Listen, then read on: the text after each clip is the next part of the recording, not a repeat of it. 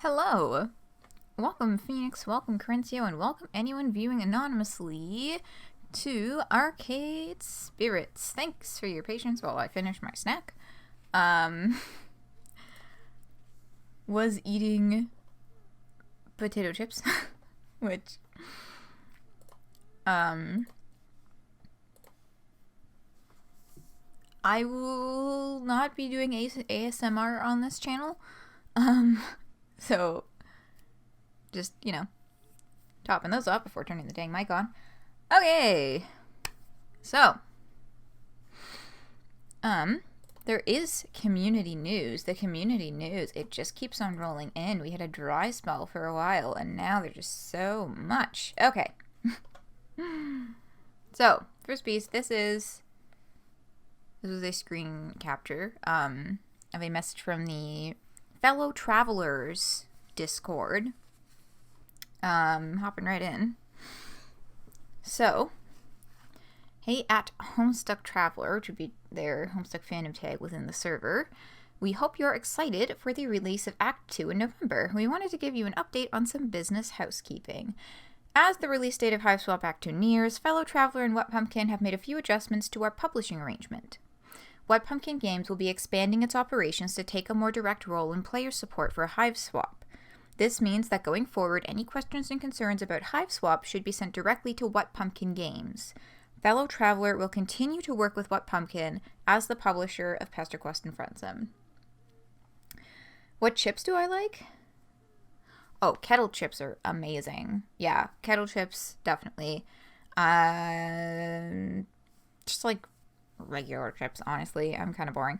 All Dressed is also very good, though. All Dressed, which is a Canadian flavor. I'm pretty sure it's like All Dressed and ketchup chips are like Canadian, like a Canadian thing for some reason. They're not really sold elsewhere.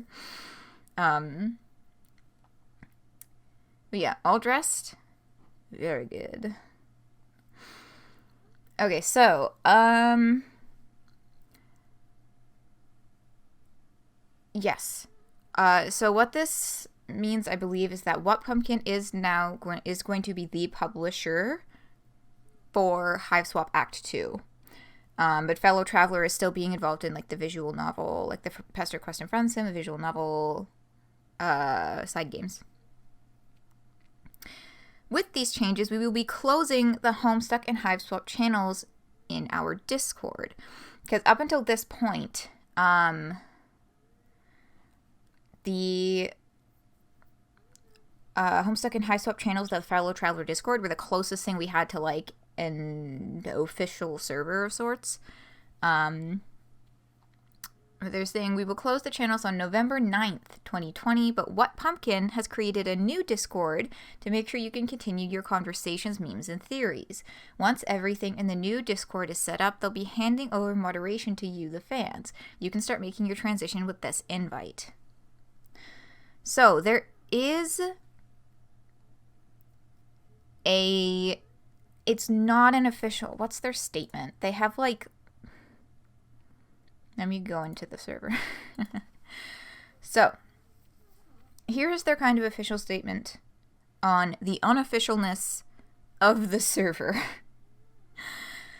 This is an unofficial fan-run server. Wet Pumpkin assumes no liability for the activities in this server and will leave it up to you to manage it as you'd like. But we reserve the right to delete the server if it devolves into a toxic atmosphere or demote any moderators that abuse their power. Please try to keep this a positive space and be kind to one another.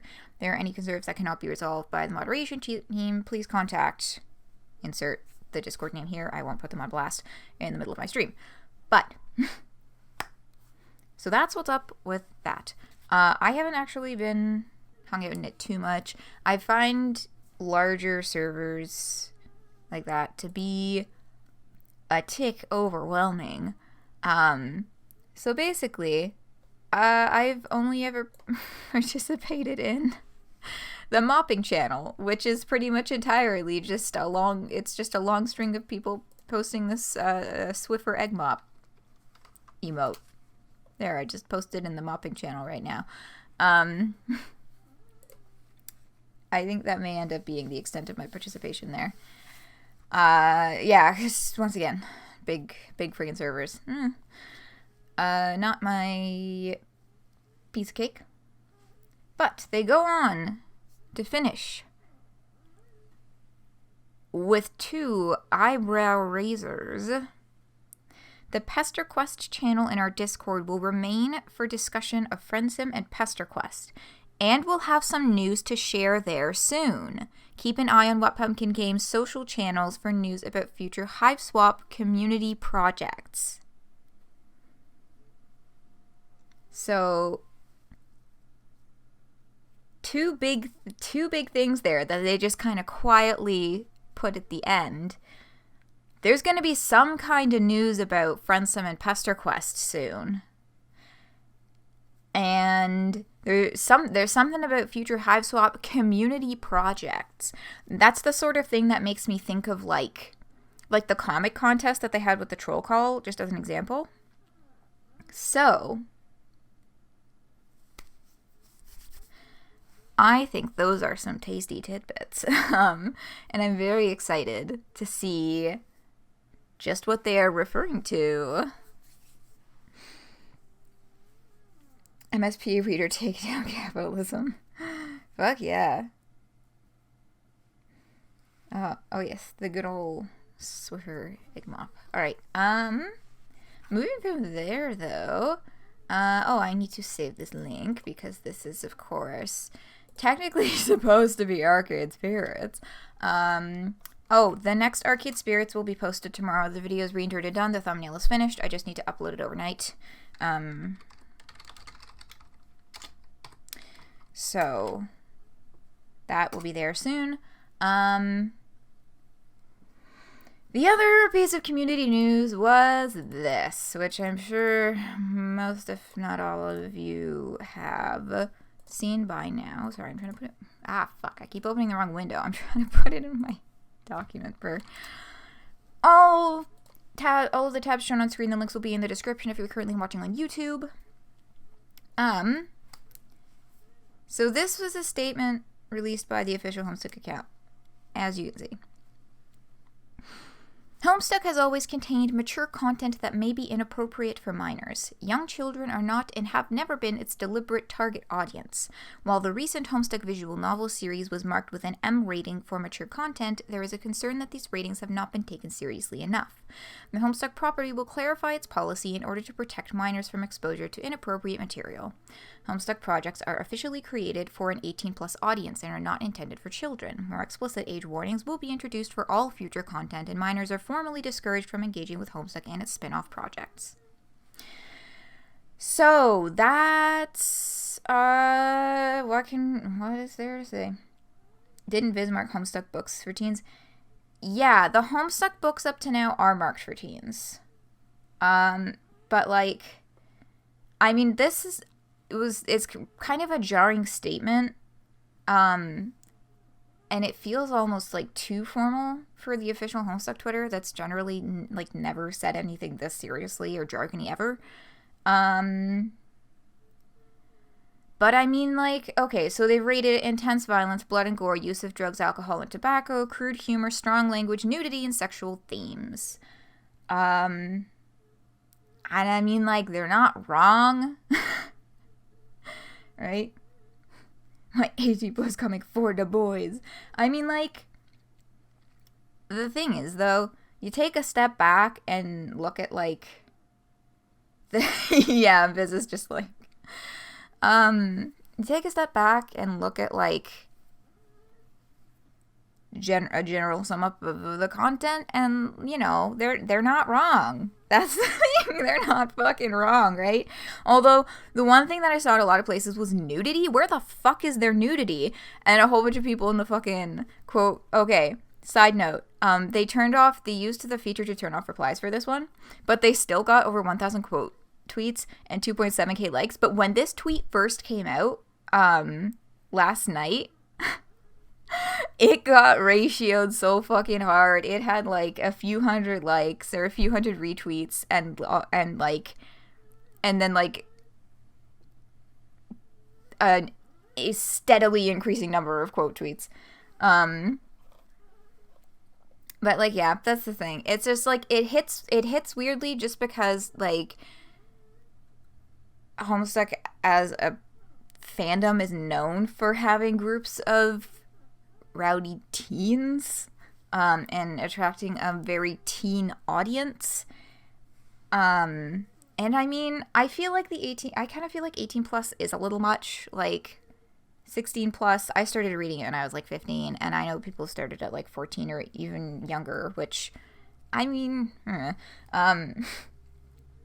but, like, yeah, the thing is, all the shit that they listed, they're not wrong. And I remember the fandom kind of had a similar conversation when the epilogues came out, right? Because they had that massive list of content warnings, of, like, content tags, and a whole bunch of people were looking at them and being so worried, but the counter to that was, so much of the stuff that you're worried about is already in Homestuck.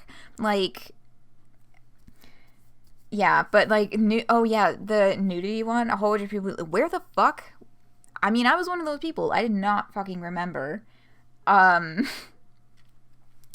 like, nudity, Sweet Bro and Hella Jeff, yeah, like, Sweet Bro and Hella Jeff has some that stuff. Sweet Bro and Hella Jeff, they talk about sexual themes and crude humor. The comic where they're fucking playing video games together while one of the gets fucking sucked off, like, but not even going to Sweet Bro and Hella Jeff, okay? So this was the conversational trend that happened. I was talking about this in a smaller Homestuck server, and people were, the first thing that people started talking about was the fucking horse penises. And again, not wrong, literal furry porn on Equius's walls, and then, like, I started laughing my ass off because I remembered that one joke in Openbound where Horace is holding the fucking horse penis dildo, and literally the whole joke is that the sensor's in the wrong place and you can definitely just see the horse penis dildo. Oh my god. And then after, that conversation had kind of petered out, and then someone sweeps in after, back reading and stuff, is like, I was like, I'm surprised that nobody remembered Dee Dee's Grey Ladies. I was like, oh my god, you're so fucking right. The Grey Ladies, his fucking paper, it shows up in, like, that one flash, and then not really ever again. But that's definitely 1920s smut paper. There's some titties there. So, like, oh my god, the number of people I saw in the fucking quote retweets, though, being like, nudity? Oh shit, Karkat's gonna fuck in the next Homestuck Squared update. Next Homestuck Squared update is gonna be straight up porn. Like, y'all, the fucking combination of, like, societal brain poisoning and internet brain poisoning merging together to make you assume that anything with nudity is porn. Like, damn, y'all. Damn. But, yeah, I mean, it does kind of, it's just, like, the list makes it look so much worse than it is, I think, especially when it comes to the nudity. It makes it, having it as this big bolded tag makes it seem like it's a key feature of the comic when it's really super duper not.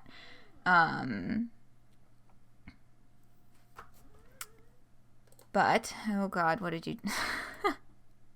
what am I, This is Homestuck now. Oh god, okay, wait, let me... Is it cool if I put this on screen? Okay,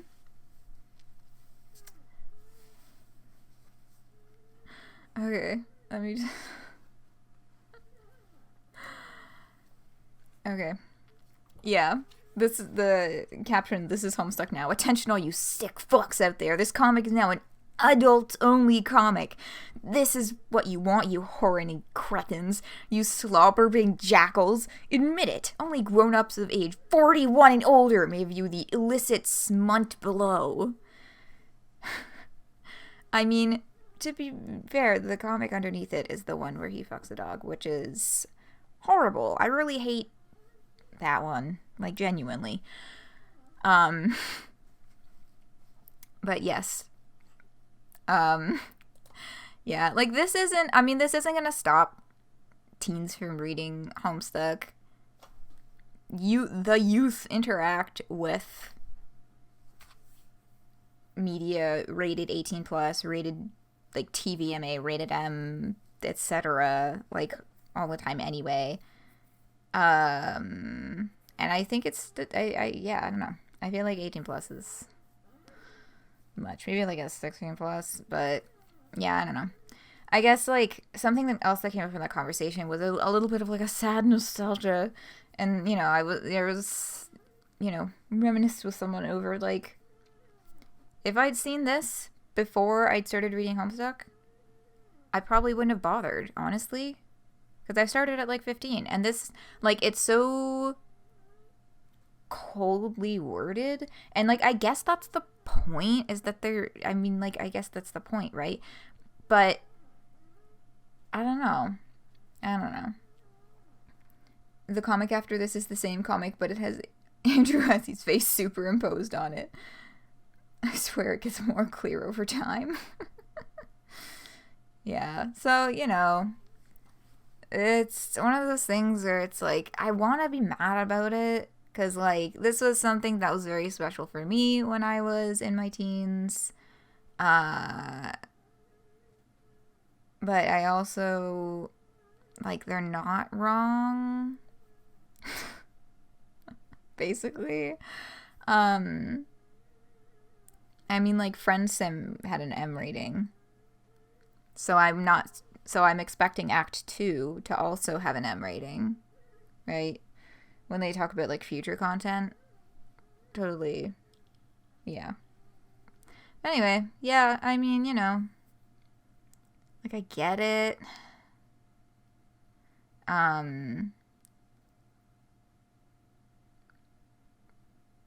Like, I get it, but, I'm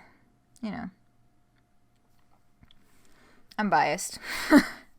What can I say? I'm very biased. I was a Homestuck teen, and I wouldn't change that for the world. And that's that, I guess. Moving on over. Stream has already started. I can get that off the screen. We're actually here to play some fucking video games. So, Arcade Spirits, here we come.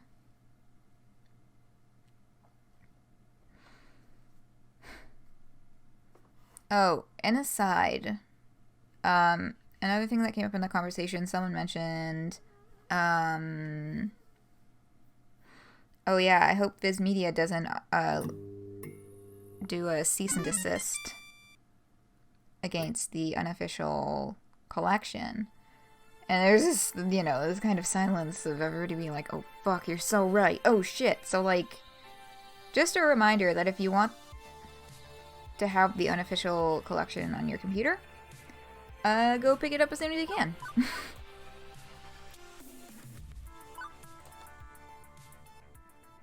Okay. And now, Arcade Spirits. And now we go back to the thing that this is supposed to be about. Okay.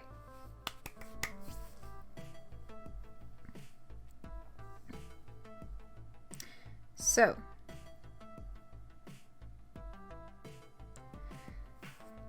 Last we left off, we just did cat-made cosplay on stage with Ashley. And we're heading into Exhibit Hall B to find the Funplex table, which is currently being manned by Gavin and Naomi. Viz Media will simply vanish should they attempt to pull any shenanigan. It was in the Faustian pact they made with the Archangel Andrew. Jesus. Yeah, let's cross our fingers they don't. Like, Aisha approves of the unofficial Homestuck Collection's existence. So, like, that's all I need to hear.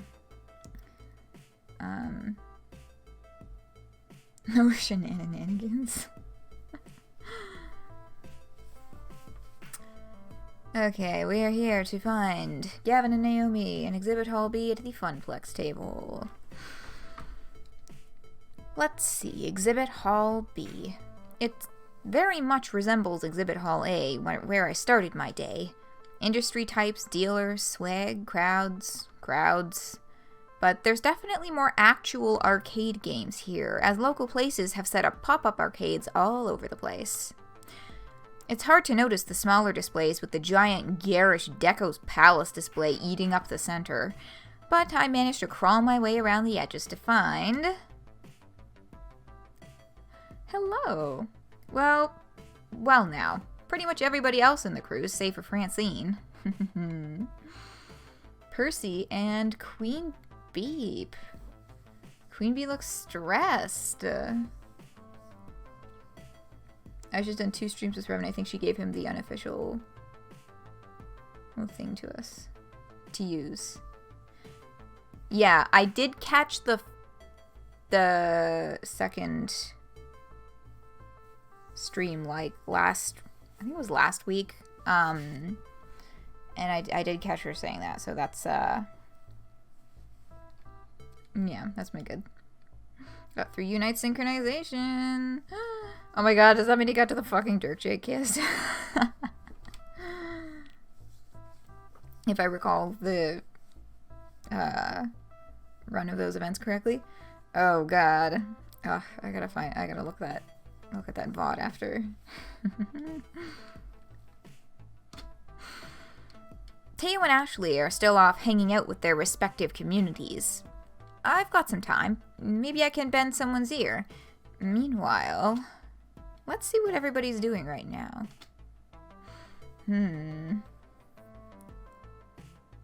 Ashley and Rev slowly team up to destroy capitalism together. Fucking dream team. Okay, so... Gavin, reading the news bored out of his mind. Naomi, fixing up a busted Galaga. Could use a break. Percy's idly playing a round of Nibbler. And Queen Bee looks worried and agitated. I'm curious about Queen Bee. We also haven't had very many conversations with her. I don't think we've spoken with her since the character introduction, actually. But, what way are you all flipping? Who are y'all interested in? Any thoughts and opinions? Any big ideas?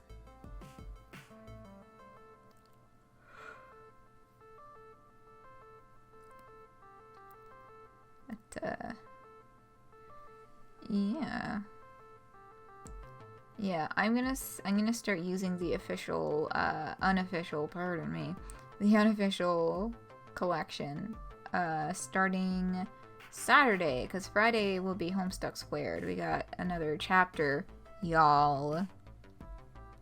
That shit hurted, and that's all I'm gonna say about that. There's no thoughts, feelings, strong opinions. I'm gonna press on with Queen Bee. Queen Bee looks worried and agitated.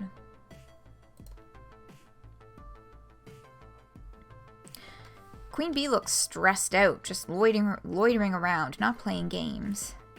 Hey, Oh, hey, kid. How's Max treating ya?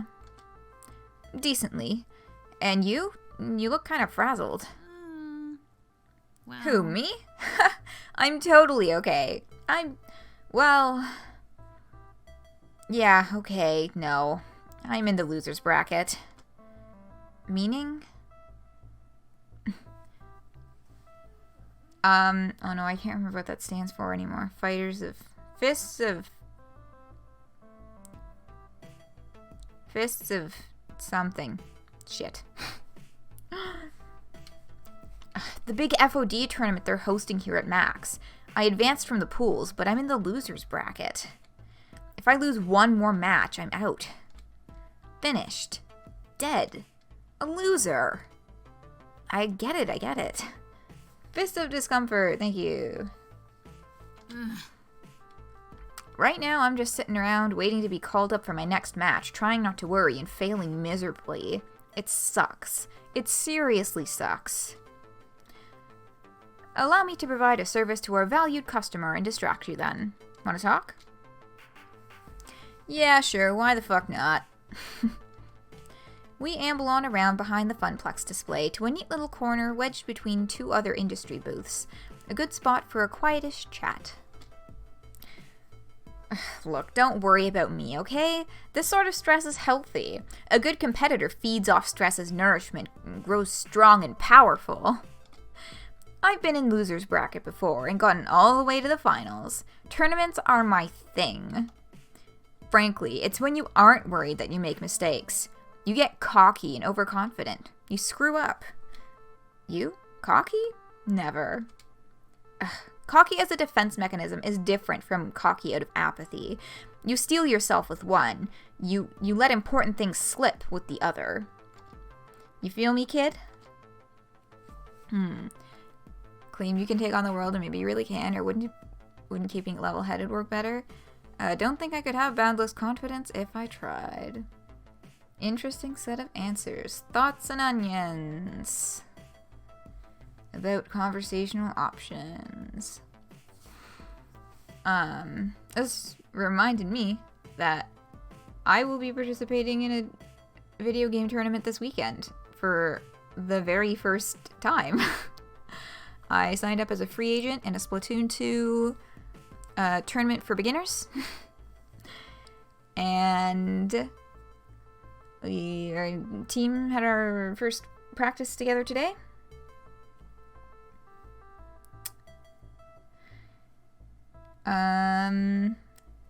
Yeah, I'm really excited. I'm really, really excited. I've never been in a Splatoon 2 tournament before.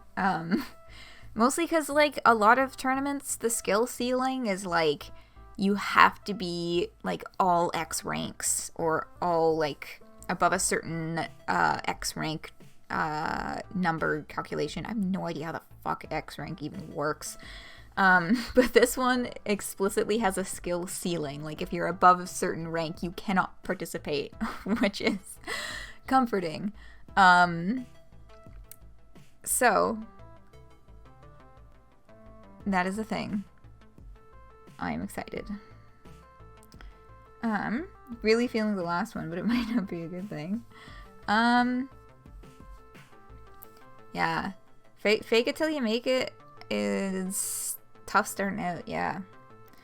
I feel like I kind of want to go for the personality point.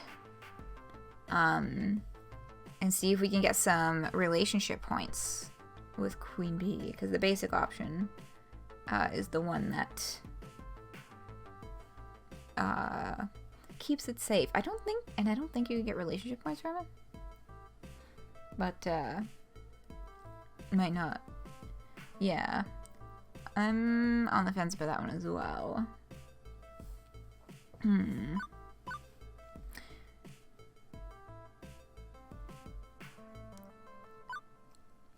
Claim you can take on the world, and maybe you really can. That's pretty much the philosophy that she's going for, right? There, see, we got a gutsy personality point. I think I get it. You fix yourself squarely into the mindset that you can destroy all comers, and it gives you the mojo you need to actually do it.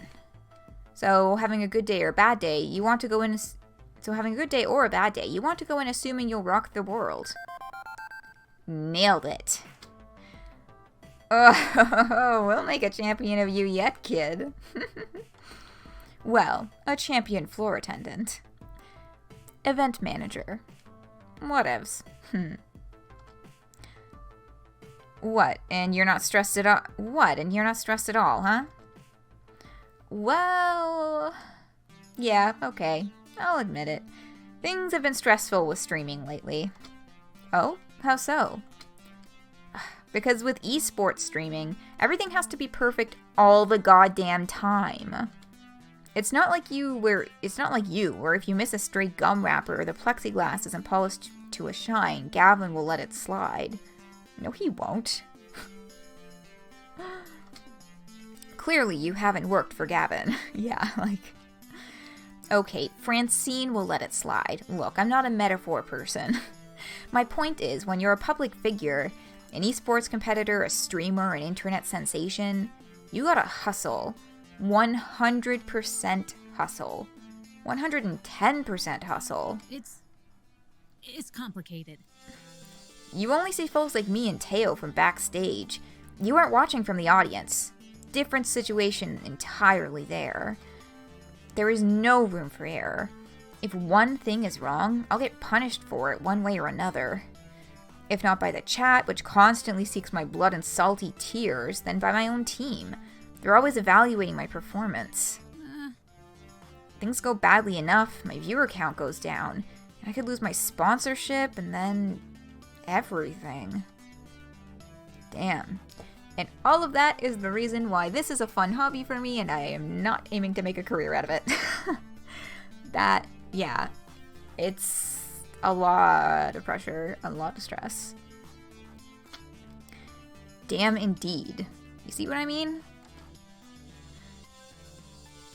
Take the world down in flames with you. Say, you told me your ratings were an all-time high. Why put yourself through it? None of these are good options. What the fuck? None of these are good options. None of them are just empathizing. You know? They're all being like either telling her to watch the world burn or questioning like her.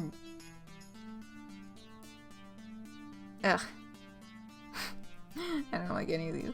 Which is the least bad? I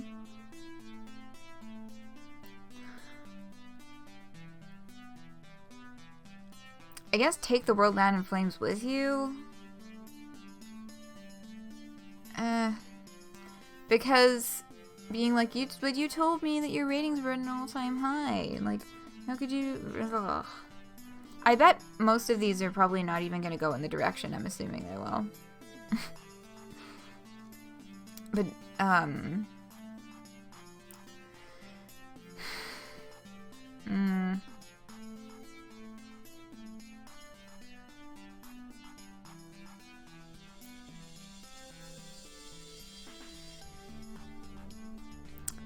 yeah, I don't know.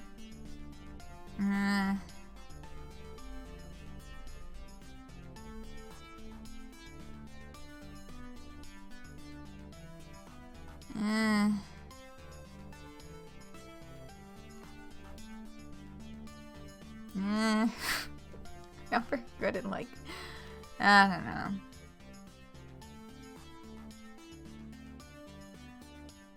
They just all feel very flippant. Like she's being serious. She's staying stressed out.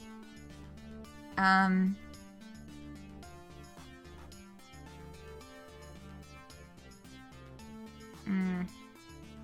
really mad at this issue. Okay, I'm gonna roll a dice for the top two. Because we can't play a game without rolling the dice. Okay.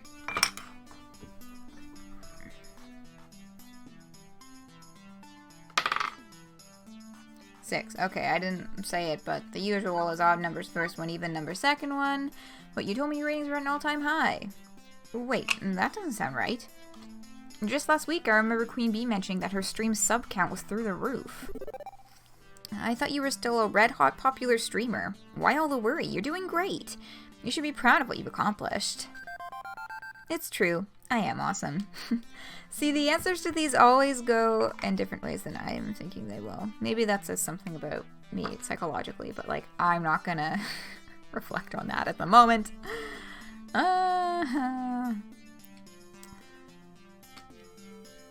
But that doesn't take away the fact that it's stressful to keep that up all the time.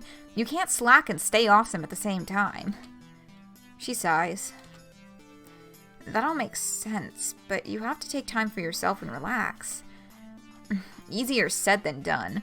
I know streamers who take a week off, go on vacation or something, and their subs drop off the face of the earth.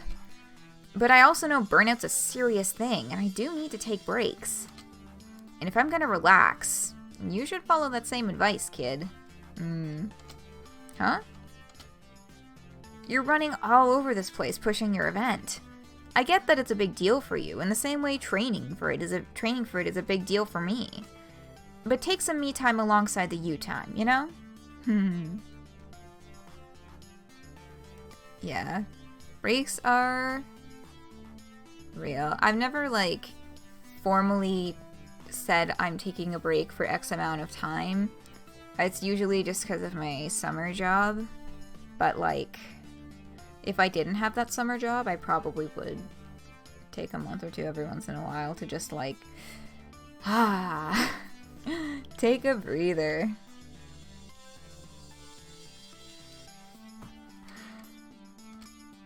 I mean, you, me, and you. Me, you. I mean, fuck it. You know what I mean. The two of us go our separate ways. Her to rejoin the tournament and me to catch up with Teo and Ashley. Me again, back at the mini funplex. Cool. My current status? Sitting. Same. And enjoying it. It took a few minutes of searching and stalking, but eventually I found an open seat in the pop-up arcade. While the sitting is satisfying, the rest of everything else is miserable. My feet are sore from walking all over, and I don't remember the last time I ate. I feel dehydrated, and I have a slight headache from all the noise.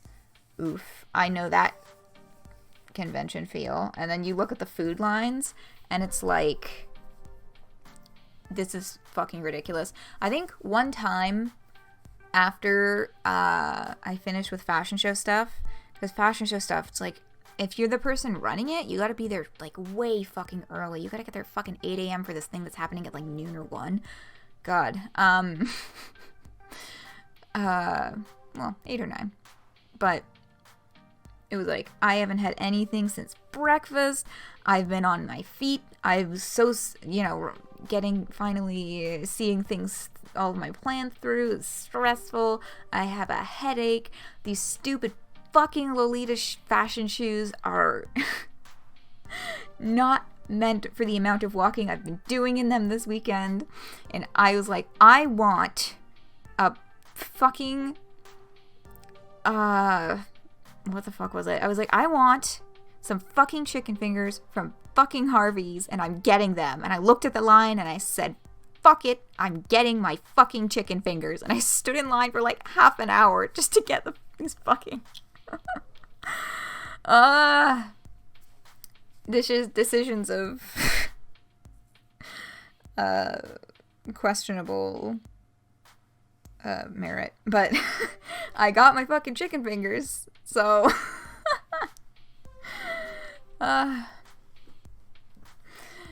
yeah.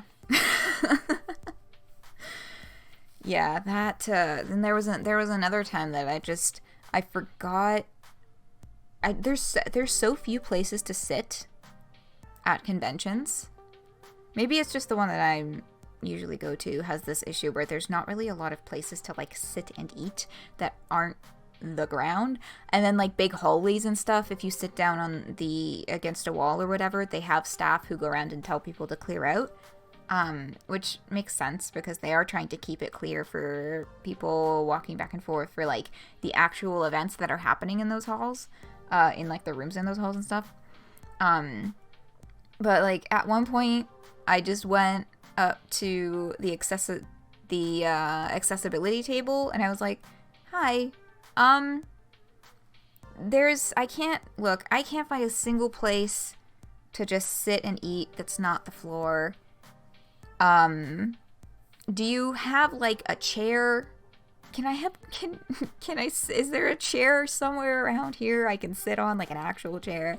Because it was like midday it was like late, I think it was like later in the afternoon on the Saturday, and I've been walking around all day, and like I use a cane when I do convention weekends because of my joints, and I was like, I just want to fucking sit and eat this shitty fucking turkey melt from Tim Hortons, okay? Just let me eat my shitty fucking sandwich. Because I'd already been told to move twice from sitting around in other different places just on the floor. And I was like, fuck everything. I'm getting super distracted from the subject at hand. Actually, you know what? This is still kind of relevant to this because he's talking about how good sitting feels, and I completely understand that. They ended up, the only chair they had, it was in their, like, quiet room. Like, they had curtains set up as, like, a, what do they call it? Like a sensory chill space. So it was, in the shade, like shaded from the bright lights. They had curtains so that nobody could see in. It was quiet. And that ended up also being advantageous. Sounds really nice. Yeah, like I just wanted like a chair to sit on anywhere really.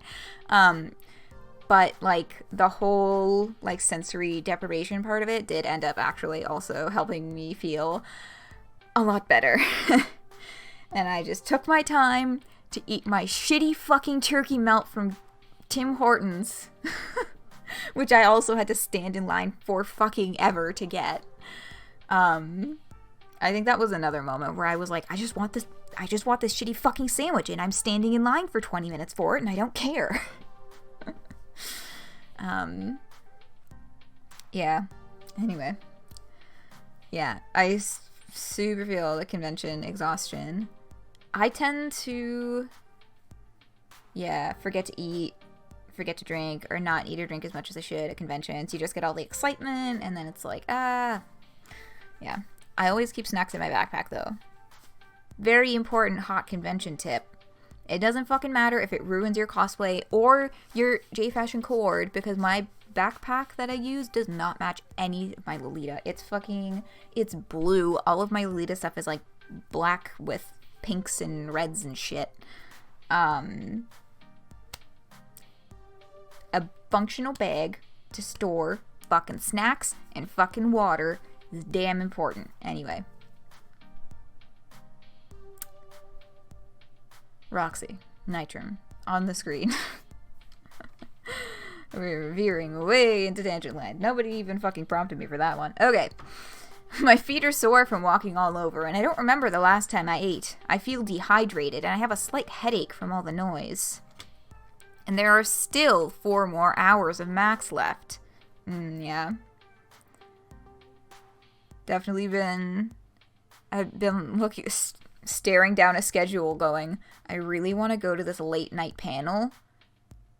But I'm so fucking tired. Like, there was one time that I was like, okay, I planned to use this, like, this empty hour, or, like, empty 2 hours, hour and a half, something like that, to go back to my hotel room and, like, freshen up a bit. But if I go back there, I'm not fucking coming back. So I just didn't go back to my hotel room. I sat around the convention. I found a hallway to sit in and played on my 3DS until this late night panel. And I'm really glad that I stayed because it was funny as hell. But, slept very, very well that night. I was fucking exhausted. If Gavin saw me in my current state. Leaning back, arms at my side, completely exhausted. I can picture it clearly. He's gonna fucking walk over, isn't he? He'd be looming over me with his dark, unfettered eyes. He would lean in close and frown. Grumbling, he'd say, Roxy, may I remind you, these seats are for patrons only. I feel these vibes in a camp way, where it's like, when you're a counselor, you gotta be turned the fuck on in front of your campers. They cannot know that anything is going wrong.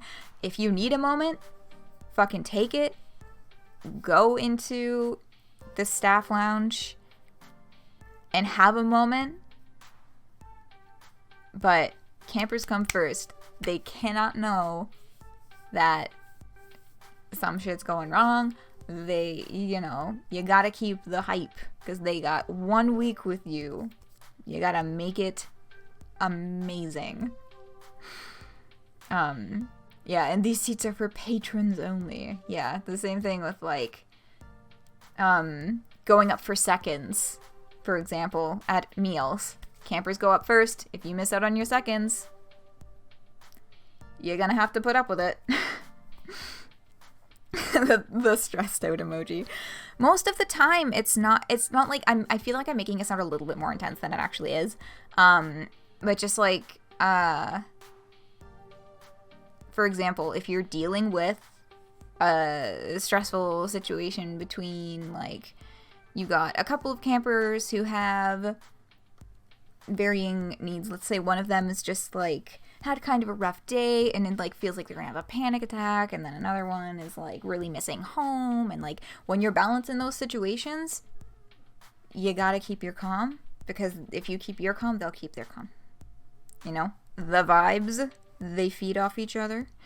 But yeah, like if you I mean, at least at the camp that I work at, we're very good about, like, if you need a minute to just, like,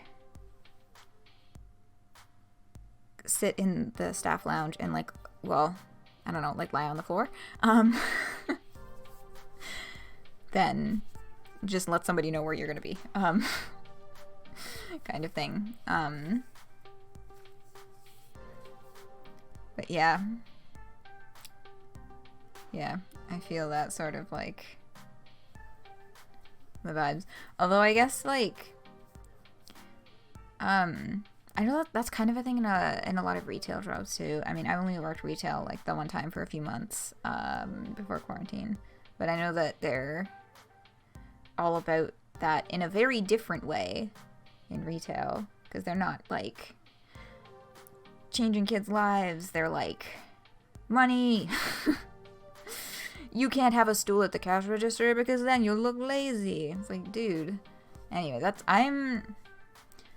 the brain tonight is in a lot of different places. I've had a kind of a fractured, frazzled feeling day, week,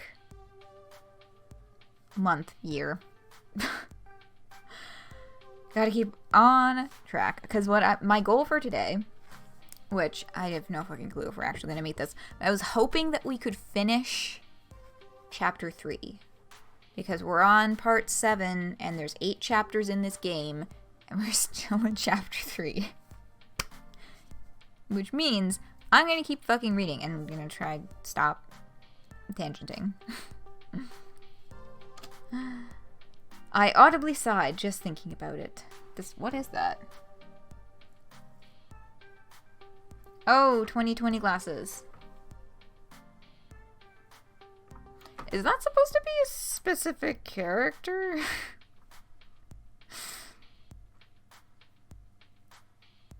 2020 glasses and booze. I think it was for New Year. Yeah. But I wonder if it's supposed to be a particular character or something. Or if they just, like, I don't know, made this guy up, based it off a Twitch employee or something, because I know at least a few of the real, like, face picture ones are. As luck would have it, though, Gavin and Naomi are huddled over the Galaga cabinet, trying to figure out why the monitor's not working. Freedom. My buns are experiencing the best freedom has to offer. And while my body feels like it could collapse at any moment, I feel good about it. Right? Getting the word out about Gaymerriment was great. Seeing people's faces light up with excitement is why I'm really here.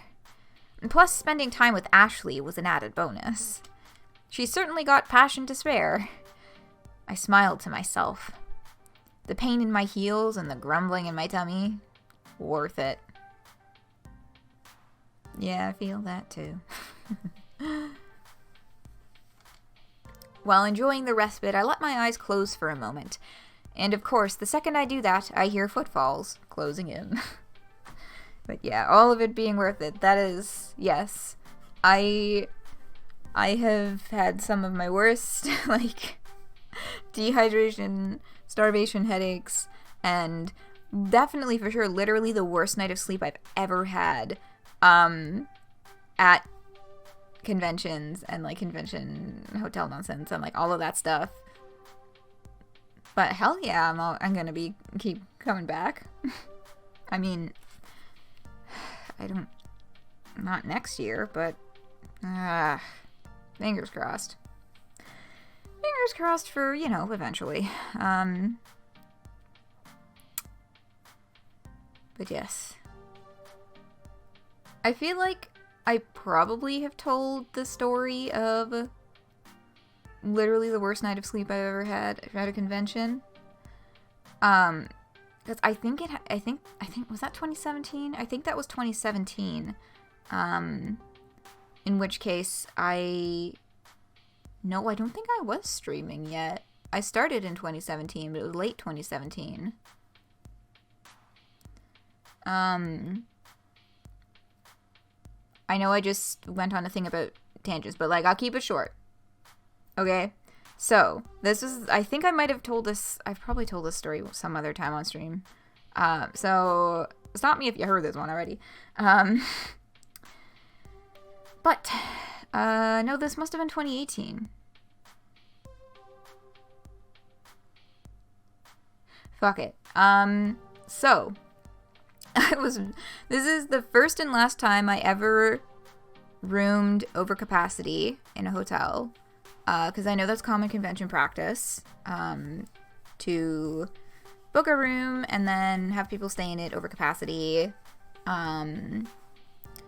So there were 6 people, including me, in this hotel room that really should have only had a maximum of 4. And I think that was actually what was listed in the actual hotel numbers, was 4 people. But our plan was we were gonna call for rolly beds. But okay, one person did call and ask for rolly beds and didn't tell anyone, and then I heard it was just me in the hotel room. I heard the phone ringing. I was in the fucking bathroom. And then I was like, what was that? Why? I don't know why they didn't fucking tell anyone that they called for them. Because that's what that call probably was. We found out way later. But in the evening, we find out, okay, so we call for hotel service, etc. No more rolly beds. All out of spare pillows and all out of spare blankets. So we're sitting there okay, all of our plans for sleeping arrangements just went out the window. What the fuck are we gonna do now? So this room had a double bed and a pull-out mattress in the love seat. What we ended up doing, one person slept on the floor on top of the couch cushions that we had to take off to pull out the mattress. And that person, because they were sleeping on the fucking floor, we gave them the blanket. So the 2 people slept in the double bed, and the other 3 of us slept sideways on the pull-out bed, and we all had to get very creative with blankets and things. I was able to nab an actual pillow, because there was 1 blanket and 2 pillows that just came with the room itself. So I ended up sleeping under I'd brought my own shower towel, and it was beach towel sized, and thank fuck, because being beach towel sized means it was a little bit longer and a little bit wider than a regular bath towel. Because I had to use it as a blanket, baby. And it was fucking, oh my god. I still have vivid memories of that night because I was trying so hard to sleep, but it was so fucking cold in this fucking hotel room. Okay? This fucking towel could not completely cover me. It was I either had my knees sticking out or I had my feet sticking out. And I was so fucking cold and so fucking uncomfortable. The whole night. It was so, oh my god. Because I had to crunch up because we were sleeping fucking sideways. Yeah. One person had to leave, like, really early in the morning for like, cosplay makeup, to get their cosplay makeup done and do a photo shoot. And after they left, myself and the other person agreed that we would, like, we twisted ourselves around so we were sleeping, like, lengthways, like, the proper way. And honestly, the, like, hour and a half or 2 hours of sleep that I got in that time frame was, like, the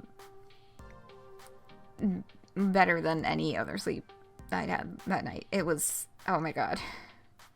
Anyway, we also had some issues with, like, there was, like, hotel-wide issues with people's cards demagnetizing themselves and just not working properly, and it was really stressful because I was like, if they find out we're over capacity because I need to go fix my fucking hotel key, then we're fucked, because I ended up getting stuck as one of the people whose name wasn't on the room. Anyway, it was a weekend. It was an interesting experience. I'm glad that I had that experience, but I'm never doing it again. I remember the last time I was in a hotel, the stories convinced me that was a wise choice. I mean, okay, this was specifically hotel overcapacity.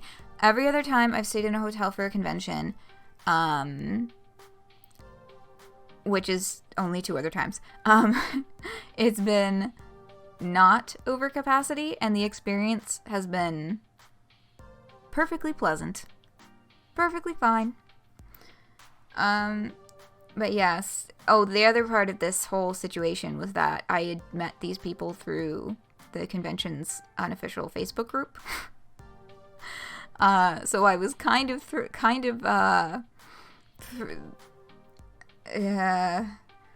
a little bit of a risk in the first place. Like, we talked on Facebook for a bit, sorting things out before the convention, and they were all nice people, and there was no issues with anybody taking anyone else's things. There were no roommate type issues at all, which is an absolute blessing because of all the other weird shit that happened. Fear, yeah. I look back on that and I'm like, that could have gone very wrong, but you know what? It didn't. I don't endorse it though. I don't endorse doing that. Not been since your family went to Disney like over a decade ago. Dang, yeah. Yeah, no, I had never in my life stayed in a hotel until,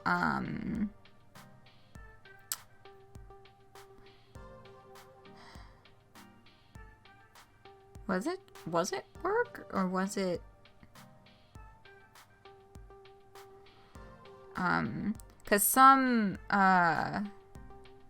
because like at camp and stuff, we do kind of have like a post camp like staff party where we finish all of our cleanup at the site, campsite, and then we take off and spend the night in hotel rooms, and then we fly out the next morning as our little like post camp celebration type thing. And I think that was the first time that I stayed in a hotel period at all ever.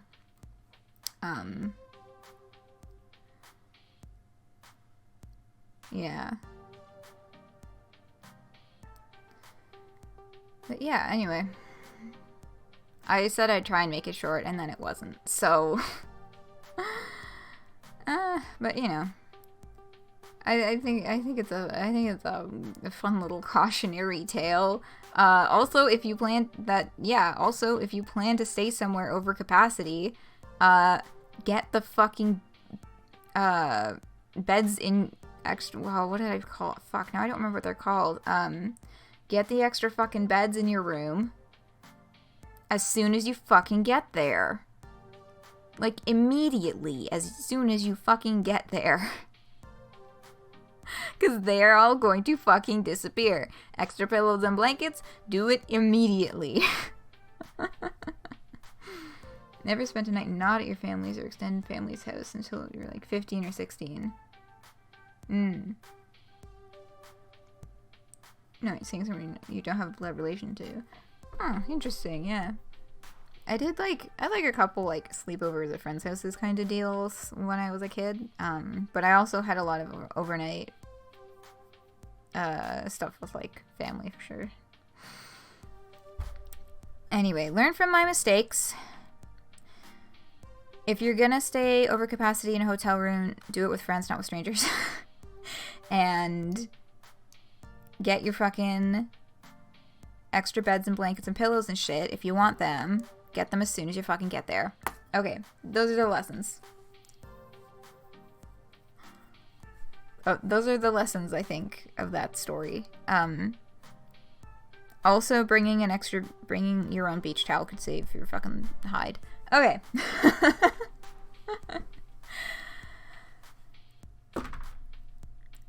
While enjoying the respite, I let my eyes close for a moment. And, of course, the second I do that, I hear footfalls closing in. There you are, Roxy! We've been looking all over for you. But we were specifically going to meet back up here, at the Funplex Pop-Up Arcade. Yes, but we didn't expect you to be tucked into the darkest corner of the arcade. I'm hiding from Gavin. He'll put me to work if he sees me. Hiding behind the pinball machines is probably not the smartest choice, then. You know how much he loves pinball. Every spare moment he thinks no one is watching him. Every spare moment he thinks no one is watching him is spent getting that high score. I have so many candid pictures of him on my phone. I have so many candid pictures on my phone of him playing pinball. You have to show me, like, right now. Oh my god. The friendship between these two, I fucking love it. Yes, his concentration face is so cute. Before I can even react, Ashley has her phone out and is scrolling through pictures of Gavin. Ahem.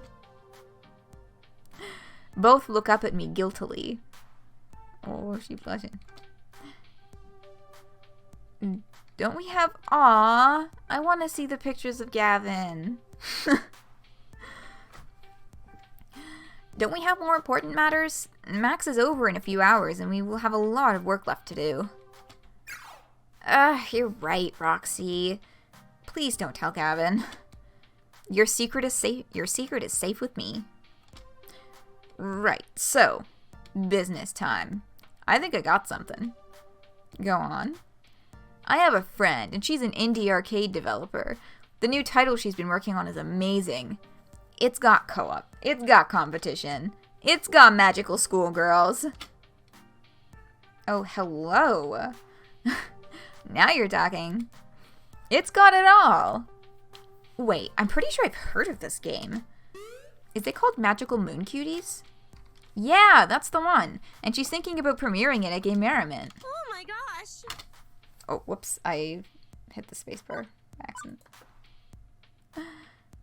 Oh my gosh, it would be cooler than cool. It sounds interesting enough. Might make for another fun game for people to play. Lesson before I passed out is, it is a fool who trusts a hotel, for they are simply a short-term, ultra-expensive apartment that will screw you over unless you're rich, then enjoy the concierge. This was bad advice. My mind is gone. Sleep has overtaken me. Good night. Good night, Phoenix. I mean... Yeah, no, hotels absolutely are totally out to nickel and dime, which is why I have never ordered room service. I've never had continental breakfast. Any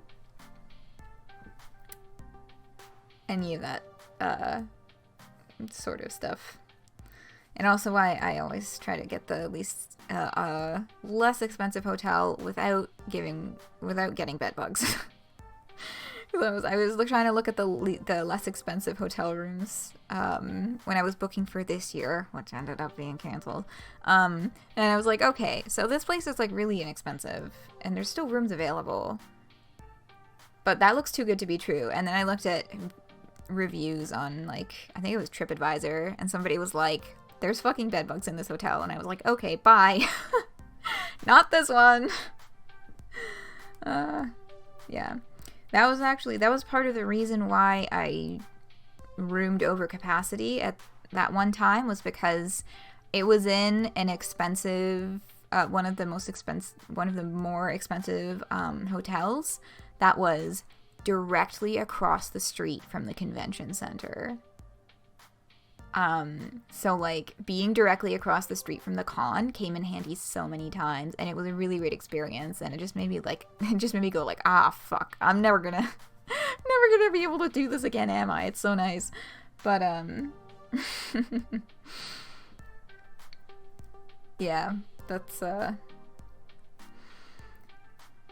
you're not wrong, Phoenix. They will screw you. They will screw you over by charging you for, you know, like they plant the shit in the mini fridge. I don't think I've ever stayed in a hotel room with a mini fridge like that, where there's stuff already in it that they'll like charge you if you take it out or whatever. Now, coffee machine, yes, they put those little bags of tea and packs of coffee, and then they charge you stupid fucking money if you use them, which is why I always bring my own tea. But yes, anyway. We are getting a magical girl game. Definitely. My friend is somewhat renowned in the indie scene, and the game's been in development for years. I'm sure it would create some buzz at least. Are you kidding, Teo? We'd be the talk of the arcade world. I do like being the talk of world-sized things. Let's go check it out. I stand up, invigorated by the news. As I start walking back toward the hall with Teo, I hear a call come from behind me. Wait! I turn around to see Ashley standing there fidgeting. Her green eyes are darting back and forth nervously. Ashley? I, too, have a plan. She motions for us to come back towards her, which we do. Huh? What's your idea, Ashley? She puts an arm around Teo and the other one around me, and huddling the three of us together. So what I am proposing right now might not be the most legal course of action. Ashley, the fuck are you doing? Do I even want to know? You've seen the huge monitors hanging from the ceiling in the middle of all the major halls, right? How could I miss them? They're constantly bombarding us with ads and false hopes of high-quality convention food. No matter how amazingly tempting that $9 hot dog looks on the screen, don't even think about it. Exactly my point. Everyone is looking at it. I know a way to sneak into the back area. All we have to do is break into the main communication center and upload the flyer Roxy made into the rotation. Whoa! You want to do what? It is indeed time for crimes. Oh, God. That sounds like... Oh, my God. That sounds so fucking stressful. Shh, keep your voice down, Teo. Unless you want to get arrested for being an accomplice. It's a genius plan. Everyone at Max will see your name in lights. Okay, so yeah, that's a less than legal way of getting the word out. But I have to admit, you've got me intrigued. And it'd definitely work, but I don't know.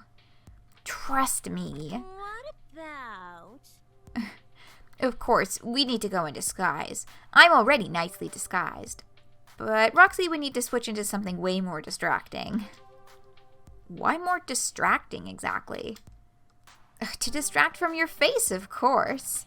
I mean, it's a very good face. Why would anyone want to be distracted from it? I know I certainly wouldn't. She wouldn't. What I'm trying to say is, people will remember the costume, not the person wearing it. Which means... Oh, my phone battery is at 15%. Made Roxy rides again. I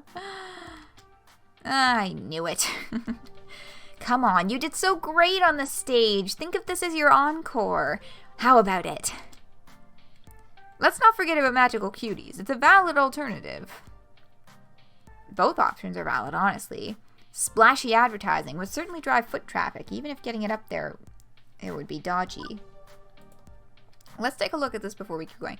Okay, so we're leagues ahead with Ashley the Mirror with anyone else.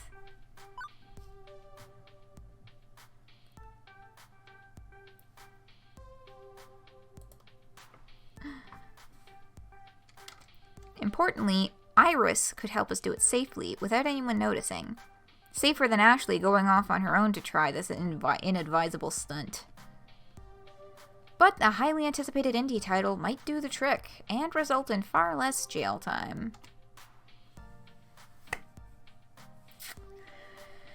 Okay, y'all. What's the plan? Y'all want a crime time? I get the feeling that y'all are probably gunning for crime time. That's gonna stress me out, but I also kind of want to see what happens.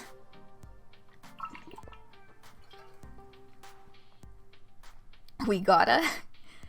Alright, well, we gotta fetch my maid outfit. It's heist time. I am just gonna have some water.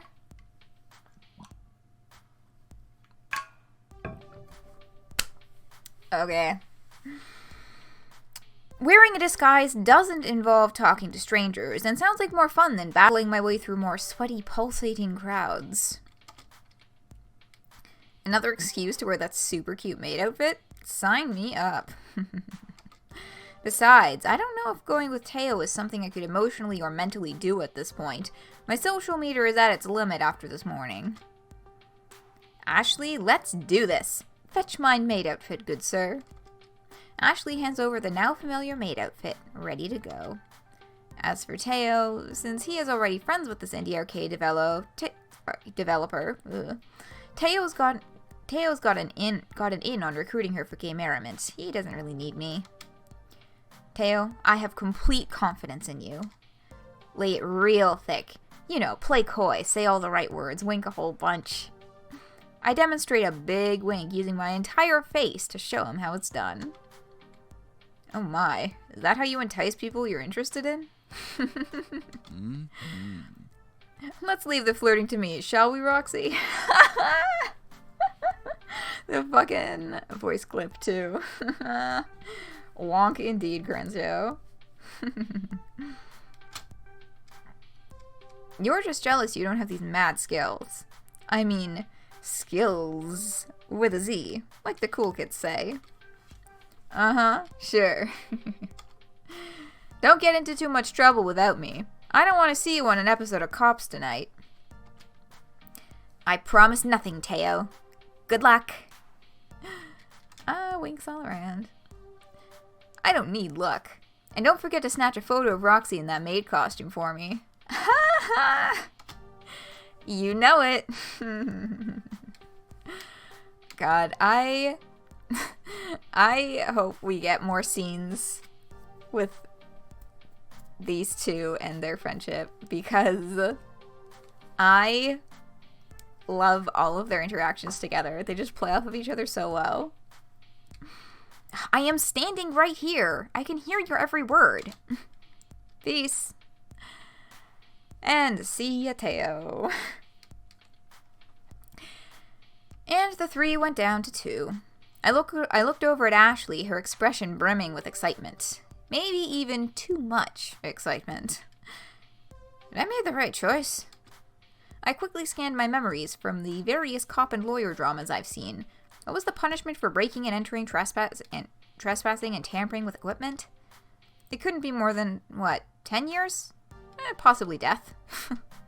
But it's too late to back down now. I dug my own grave, perhaps literally, with Ashley. I couldn't very well turn down that adventure with my cohort. One that might involve us getting handcuffed together. Wow. Are you feeling okay, Roxy? Your face is flushed. Are you getting sick? No, I'm fine, really. ridiculous. If you say so. Well, I'm as ready as I'll ever be. That's the spirit. So, what exactly is our plan? I'm so happy you asked. See that door next to the restrooms across the expo hall? The one that has a sign that specifically states authorized personnel only? That's the one. Roxy is worried now. Trust me. My trust wavered as she began rifling through her bag and removed a rolled-up poster board. As Ashley unraveled it, I noticed that it looked oddly like blueprints. No, it was blueprints! Blueprints of the entire convention center, dude, what the fuck? Why? Listen, all we have to do is go through those doors, snake our way along the corridors, and we're there. Her finger traced the exact route as she talked me through it. The communication center should be at the end of that passageway. Easy, right? Yep, easy. Easier than breaking the right stick on the Killer Instinct cabinet. Yep. Ugh. Fucking hell. Yep, easy. Easier than breaking the right stick on the Killer Instinct cabinet of the Funplex. Oh man, Naomi is always fixing that machine. It never works properly. First, we'll get you changed. We can use the bathrooms for that. I'll play lookout while you get your maid on. So let me get this straight before I go in and change. If someone spots us while we are in our disguises, we just strip down and ditch the costumes? What? One does not simply ditch the cosplay. We could change out of the costumes, hastily of course, and stash them in a secret safe place until we could retrieve them again. Note to self, do not talk about disregarding Ashley's cosplay. Ever. Roger that. Leave disguises in hiding spot, make sure nothing bad happens to them. Yes! Great, now get in that bathroom and suit up for battle. Time's a-wastin'. Here we are once again. It was a lot easier getting into the maid dress a second time, and I could actually do it by myself while Ashley waited outside my stall. I look at my reflection, staring back at me. And I still look so freaking adorable. I am never taking this off again. I am so ready for this. Perfection. And now we commence with part 2. Crime maid. Just like in the animes. I just had... Oh my god. The statement crime maid gave me like sudden flashbacks to Ouran High School Host Club. And how there's like, okay, minor spoilers, I guess, whatever. There's a whole episode about like how the twins, Hikaru and Kaoru, had this one maid that was different from all the others. She didn't try to please us. But then in the end, she was using them. And she stole a bunch of their fucking money and expensive stuff and took off.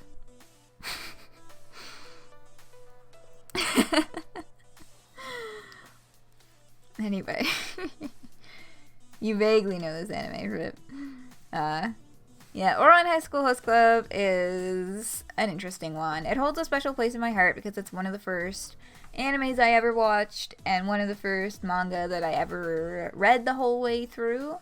And I think it's the only manga that I've read through multiple times. It's definitely got its issues, but you know, special place in my heart, etc. Let's not get into Ouran High School Host Club discourse. I'm gonna stop myself from doing that. Ashley looks both ways before we exit the restroom. People don't even seem fazed by us either. I guess seeing a maid and a butler at a convention is normal. In other words, it actually is the perfect disguise. We fit in by sticking out. Go figure. We shuffle back to the expo hall of Max and stand in front of the looming doors with the authorized personnel only sign. The big red letters bore deep into my soul, reminding me of its unlawfulness in breaking the rules.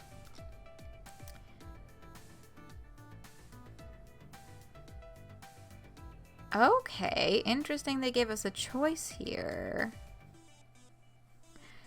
Yeah, hesitation at the door is going to be more suspicious than anything else, so...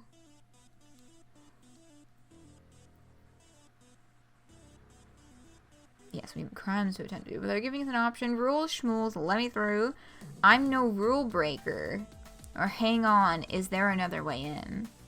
I find it interesting that I'm no rule breaker is one of the options, because I feel like anybody who would choose that option just wouldn't do the heist in the first place and would go with Teo.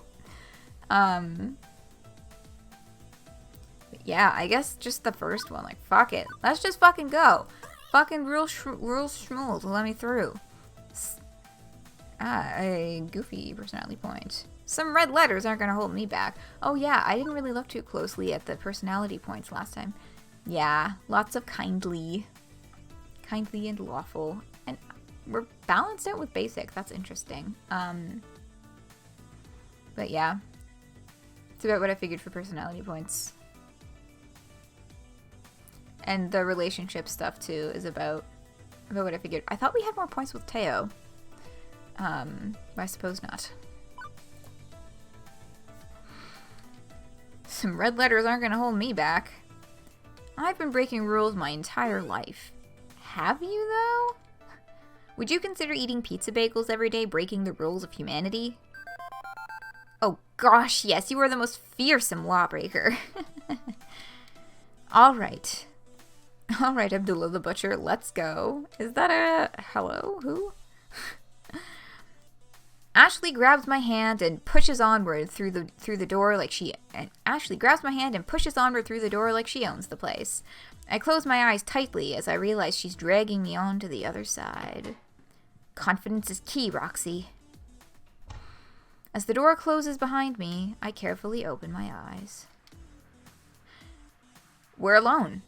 No big bad boss monster looms back here, and no flashing lights or laser beam mazes we have to crawl through. It's just some industrial-style back hallway. Simple brick walls, venting pipes overhead, and endless concrete floors. I'm honestly a little disappointed with how mundane it all is. Is this really it? These are just the access holes and rooms for employees to use, so they don't have to travel across the con floor. Nothing fancy. What exactly were you expecting?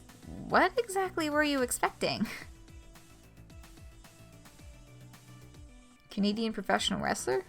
Oh, interesting. I'm taking that at face value because I'm assuming you Googled it.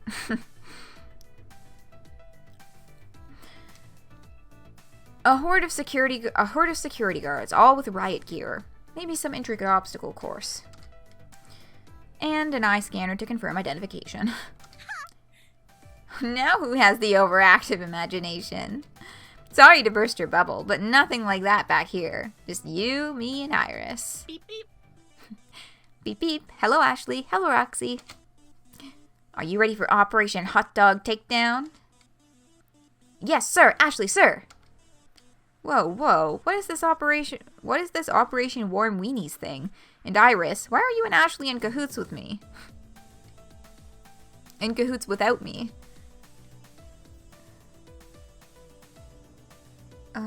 Better know why his ringing Abdullah the Butcher is a Canadian retired professional wrestler, reputation for being involved in some of the most violent and bloody hardcore wrestling matches of all time. Oh, damn. I wonder why Ashley pulled that name out then. Yeah, cahoots. That word immediately just like...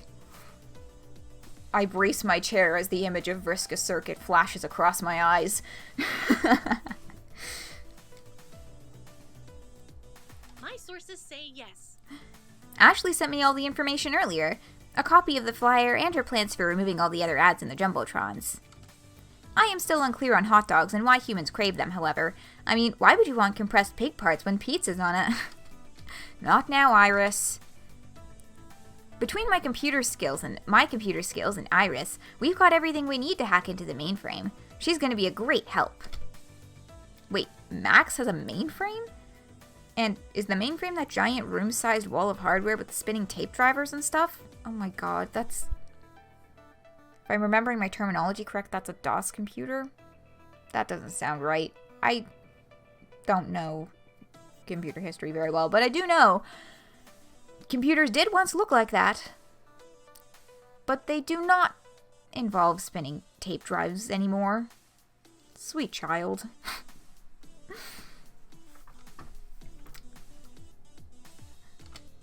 Nah, nothing like that. You'll see soon enough.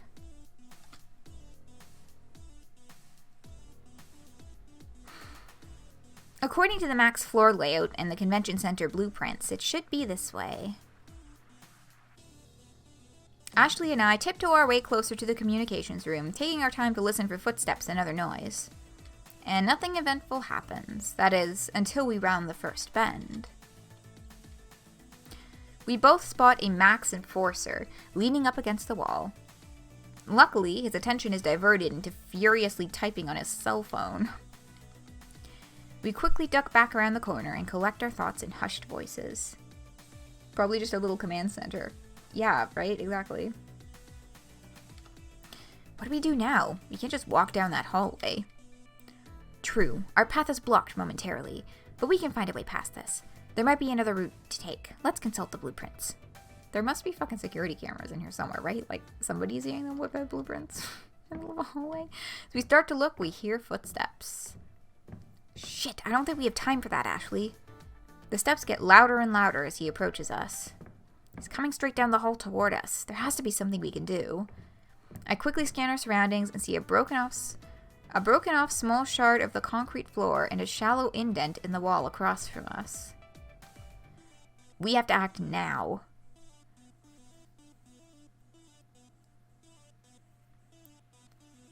Throw the shard as a distraction. Run for the recess in the wall. Wait for conditions to improve.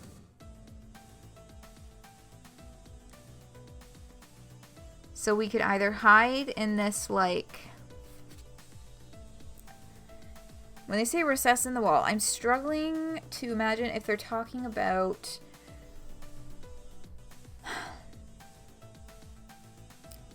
They're talking about just like a dip in the entire wall, right? So it'd be basically like hiding around a different corner. Through the recess?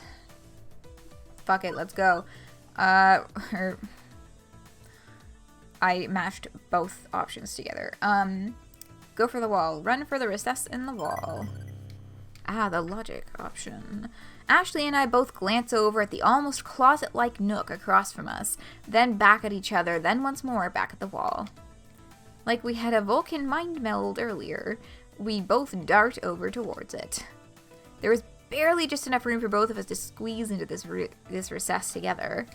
Squished up against one another, we both avoid direct eye contact to make this whole thing less awkward. Ooh. I can't tell if it's mine or hers, but I feel my heart rate quicken being so close to her. For a split second, our eyes meet, and I note she's blushing just as hard as I am. The moment passes, however, when the Max Enforcer walks right by us without noticing us. We both breathe a sigh of relief before we slink around the corner, avoiding the sentry's gaze. We weren't out of the woods yet. Hoping to avoid any more sentinels, that's missing a Y there, we scurried the rest of the way until we reached the door of the communications room. We could tell we were at the correct place because of the sign over it that read communications room, unless it was a clever ruse. We did it! Ah, that was some quick thinking back there, Roxy. Now all we have to do is... I reach down, grab hold of the door, and turn it. Should you not consult Iris to see if she can tell if in any way if anyone is actually in that room? Locked? Locked. Well, drat. Now where are we going to find the key? Who even has the key? Do we need to pickpocket a staffer? I don't know how to pickpocket anyone. Or you could just have Iris walk you through how to lockpick. I got this one, Roxy. Oh my god, does Ashley know how to pick locks? Stunned, I watch as Ashley removes a bobby pin from her wig and begins to pick the lock on the door. What? I thought that was all movie magic. You can't really pick a lock with a simple hair accessory, right? Watch me. Hey. Yeah, normal lock, not an electric keypass lock. That would be a whole different story. I do just that. She straightens out the bobby pin, and then bends and twists it until it breaks in two. Taking the newly crafted metal stick, she inserts them both into the lock and begins to fiddle with it. In a mere matter of minutes, I hear a click. And that's how you pick a lock. Are there no fucking security cameras in this building? Like, next time I lock myself out of my apartment, I'm calling you instead of a locksmith. Of course, I'll drop what I'm doing and come right over. I can't have a very good friend cold and alone outside his apartment. Ashley smiles brightly as she eases open the door to the communications room. It's dark, save for the glow from several computer monitors. The layout is similar to the room where we awaited our moment on stage, so I have no trouble finding what we're looking for. The mainframe is really just some computers and security monitors showing different parts of Max, each camera focusing on various angles of the main halls.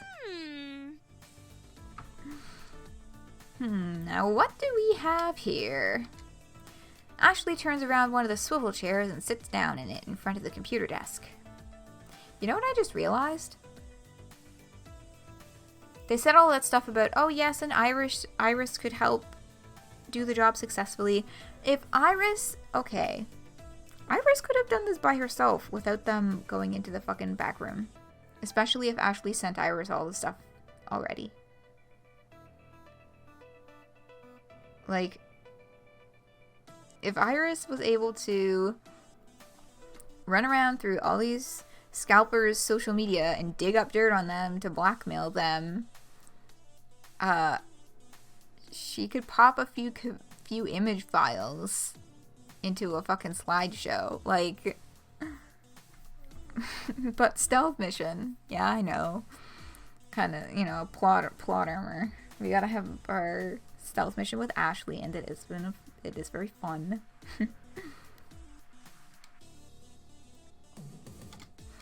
Operation Hot Dog Takedown is underway. As if she's been working this job for several years, she begins clacking away at the keyboard. Alright, let's see what happens when we open this. Aha! Yes, perfect. It appears to be a fairly simple data store. Nice of them to name it Jumbotron. That really cuts down on the sleuthing. Excellent. I can see all the ads and information they rotate through.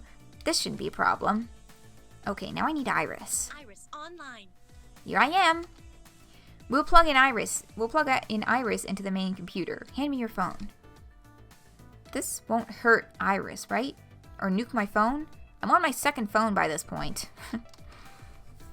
Relax. I'm a super duper hacker cutie. I know what I'm doing. Yeah, basically keyboard smash. I'm in. I hand over my phone and Iris along with it. Ashley plugs Iris in and the magic begins. Hacking the Gibson now, lowering firewalls, phasing packet switch interlock. Please enjoy this recorded music. This may take some time. Please enjoy this recorded music. Fucking elevator music. So, do we just sit around, or? Thank you. Thank you. Thank you for your patience. The intertubes are now unclogged. We're in. Great. Now we just switch out all the hot dog ads for the flyer of Gaymerriment, and we can be on our merry way. Understood. That doesn't sound so bad. That doesn't sound so bad.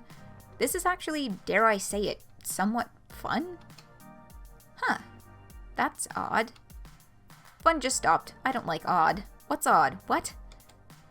It appears as though an unidentified hacker's been here before us. I could follow their trail if you like. I'm sure it's just one of their employees who, like, lost their password and had to poke their way in. I'm not worried. Plus, we gotta get moving. Sure thing. Curious. The hot dog ads are removed from the Jumbotron rotation and replaced with ads for Gaymerriment. What about... Iris, while you're in there, can you take out all the ads for Deco's Palace too, just for good measure? Ooh, Ashley. Yeah, I mean, like, what? No, follow up on that. I know, right? That's so fucking suspicious. Who Who? I want to know. Sure thing.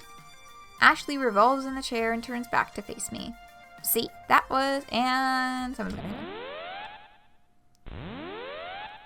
Ashley is interrupted by a sudden burst of awful noise. Quickly, she turns around in the swivel chair to see big red letters flash across the screen. Intruder detected? What does that mean? Ashley, why would there be an intruder? Roxy, I'm pretty sure we're the intruder. That's bad, right? That's not good. This is worse than good. It means the convention center security system knows we're here, and it knows we're altering their program. It's trying to thwart us. So, yeah, not good is an accurate portrayal of our situation. Ugh, if only I was better at this, we wouldn't be in such a mess. As Iris and Ashley explained what was happening, I saw a timer pop up underneath the screen that kept flashing intruder detected. It was counting down from 5 minutes. Ashley? Iris? I pointed to the new problem. Oh, what the fuck? Once the flyer was uploaded, it triggered a security warning. I think the hacker who came through here before sort of half-tripped it, so I didn't notice in time. Oops. Poops. Why does this program even trigger a security warning? It's literally for ads. All we're doing is uploading a new ad. Relax, everything is fine. We just need to input the administrator password to shut off the timer. I, don't actually know the administrator password. I sort of slipped in around it to upload the ad. But we can't turn this off without actual credentials. Deco's Palace was ready for that. The system will self-destruct. Yeah, Deco's Palace, fucking capitalist empire that they are, was just like, if our ads can't be up there, nobody's can. So now it's a race against time. What would the person who runs this place use as a password? A completely random sequence of lowercase and uppercase letters, numbers, and punctuation that we'd never actually guess, even if given a million years? I've been running a series of randomized characters in a brute force attempt ever since we started talking, but nothing yet. It's all psychology. We just have to get inside their head. Let's see. Maybe I could go check their social media account, learn about their pet's first name, combine that with their kid's birthday. And that's when I pluck a little yellow square from the edge of the monitor that reads, password. Quick check under the desk. Yeah, right on the monitor. Here it is. Yeah, well, okay, that works too. Few keystrokes later, and the alarm stops cold. Yes!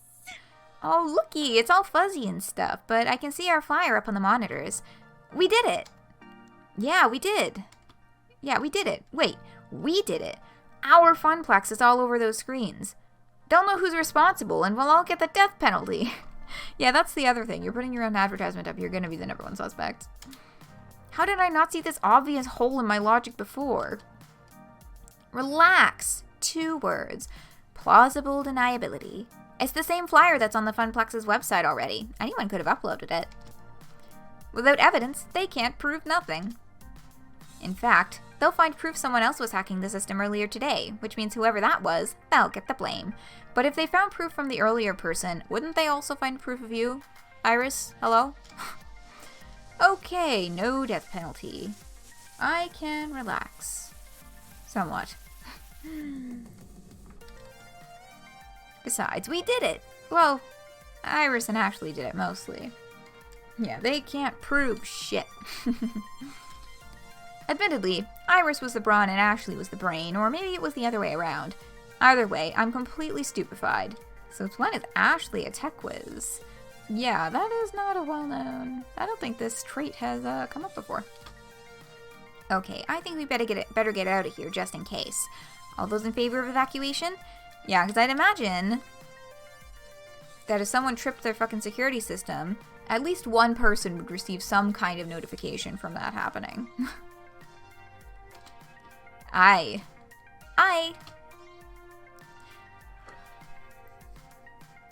Oh, pardon me, oh my goodness.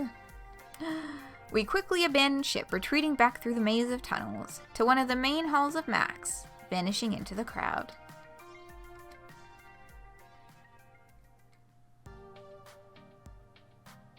Oh, wow! Oh, I love how the background image, they, you know, Funplex something something. They don't have the name in it. Wow, check out the screens. Our ads on all of them. Looking up, I can see our handiwork with my own 2 eyes. No more hot dogs, no more Deco's Palace. Just Funplex propaganda. As I take in our moment of glory, I begin listening to the people surrounding us. Oh hey, that's a new thing on the Jumbotron. Gaymerriment? Sounds interesting. That's a lot of tournaments too. We should check it out. How is it I've lived within spitting distance of a real arcade and never noticed? I'm so there. Do you hear that, Ashley? Sounds like we killed it. Yes. Yes, we did. You and Iris make a great team. Why don't you work for Elite Cyber Hackers? Or Ashley, how are you so tech savvy? I don't mind all of these, although I would prefer one of the top 2 just because personality points and relationship points.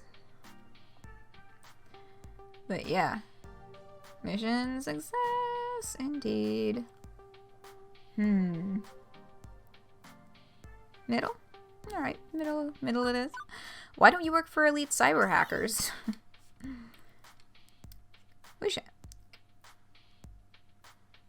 Wish? I feel like that's supposed to say with. With Ashley's unique skill set, I feel like she might be more suited to working for a group of hackers rather than working at the Funplex. I'm surprised you don't offer up your services to the hacktivists or corporate raiders out there. How do you know I haven't? True, I guess you can't really tell me or you'd have to kill me, right? Correct. I'll just keep quiet then. I went through a phase in high school where I was really obsessed with cutting-edge electronics and technology. My group of friends and I got together during lunches and we just sit around in homeroom and talk tech. In fact, that's what we called it, Tech Talk. We were all silly children at that point, watching too many hacker movies. One thing led to another, and we started wanting to know more. I think I was the only one who took it seriously, though. I even dressed up in cyberpunk fashion. I was completely obsessed. It became my passion for a good while. Oh, sick. Eventually, however, everyone grew out of it. Except me. Oh, that's a mood. That was me with good old Homestuck.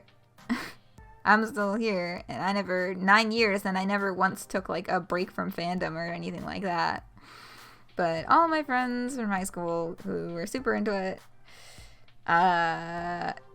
dropped it in, like, 2013, 2014. And then they all started mocking me for it, making fun of my punk outfits, or the fact that I'd spend all my time researching things like Arduinos and Raspberry Pi kits. Hey, same. My friends also made fun of me for still liking Homestuck. That was also during the phase of, the general, like, overall fandom phase of, like, quote-unquote Homestuck trash. Back when everybody was like, oh my god, look at this Homestuck trash. Oh my god, I'm Homestuck trash. Lol. OMG, Homestuck is so bad. It's horrible and I'm horrible for liking it. LMAO. It was like the entire fandom caught self-deprecation disease. Which is why I love the fact that Homestuck is good actually has become like a fucking fandom meme. Cause it is. Thanks. But yeah. Ugh, it was awful. Some of my good friends whom I trusted completely turned on me.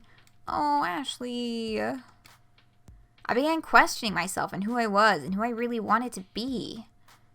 Did I want to be this badass cyberpunk technophile, or did I want to follow my friends onto their next big infatuation? I regret it to this day, but I gave up on my dreams and followed my friends instead. At that time, they were what I had to believe in. Oh. I feel that, though. Especially in high school. The pressure to be like, oh god, I can't lose my friends. Yeah.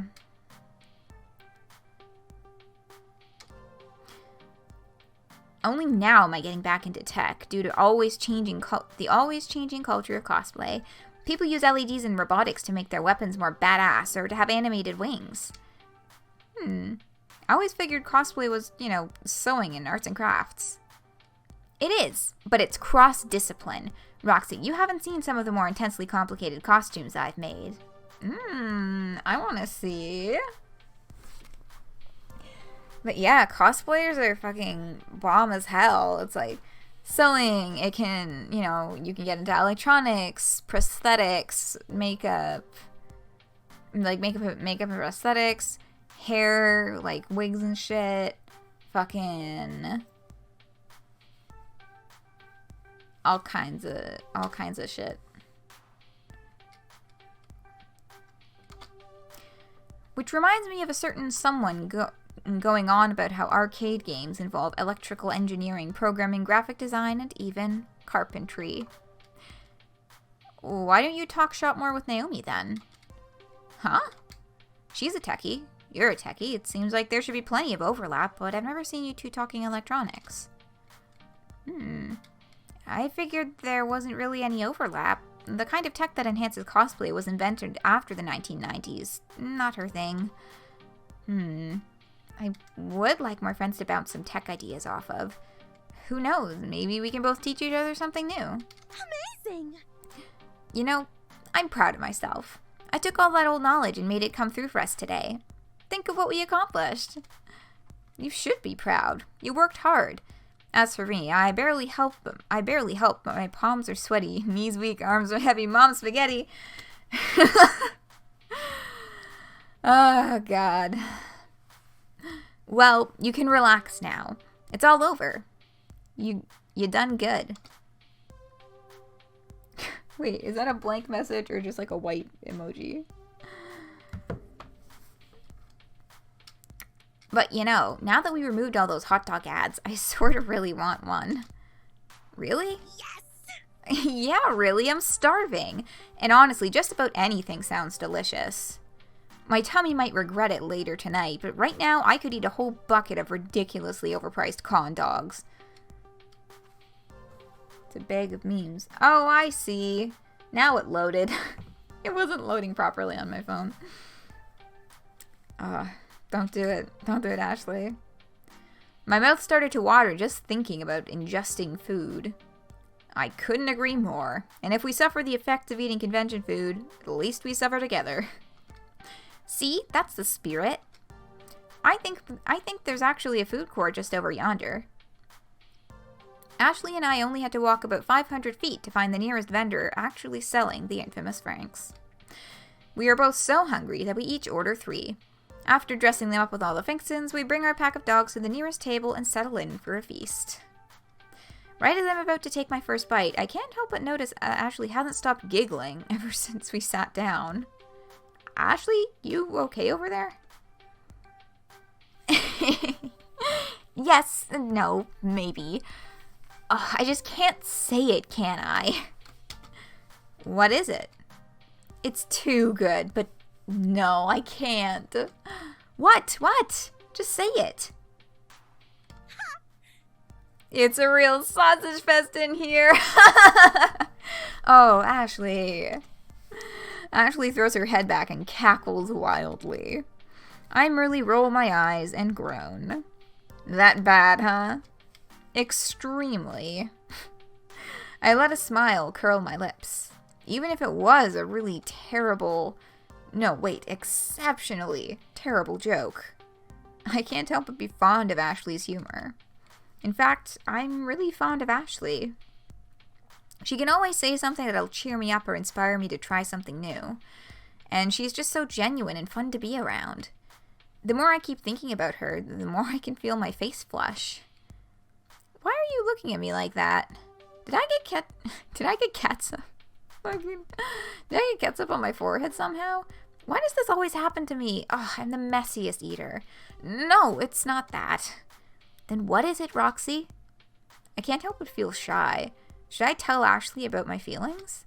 Ah, oh my god, I didn't think we'd get an opportunity like this until at least like chapter 5 or something. Should we go for it?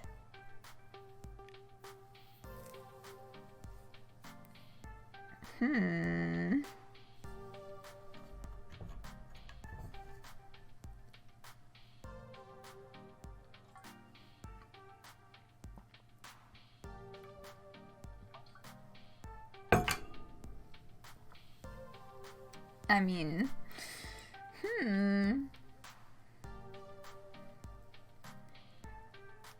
probably yes, but I want to make sure. Oh, but we don't, ooh, we don't go backwards in these. We make our choices and we stick to it.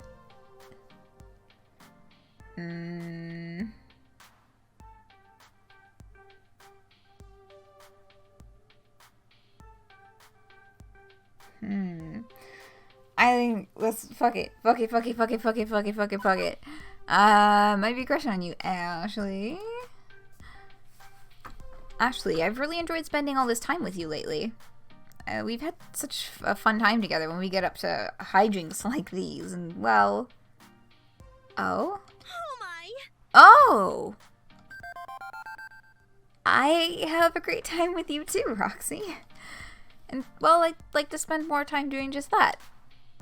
Exactly like what we're doing now. Outside the arcade. Just you and me. Yes! Oh, yes, please, very much. I would like that. Embarrassed and trying to hide her emotions, Ashley scarfs down another hot dog. We spend the rest of the meal both laughing together at each other's jokes and enjoying one another's company. Cute! As we both get up from the table, Ashley puts her hand on my shoulder. Thanks for spending the entire day with me. It means a lot to me. Of course, I had a blast, even if it got a bit intense. I couldn't have spread the word about Gaymerriment without you. Oh, it was nothing really. Ashley leans over and quickly gives me a kiss on the cheek. Cute. My heart pounds fiercely in my chest as I bring my hands up to where she placed her delicate lips on my skin. See you soon. Ashley turns and simply skips away, leaving me to watch her disappear into another crowd.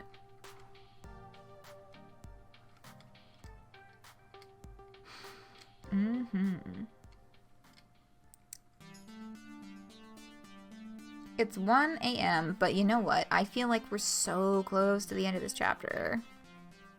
All in all, a successful day. Beep. Beep beep, Roxy, you have a new text message.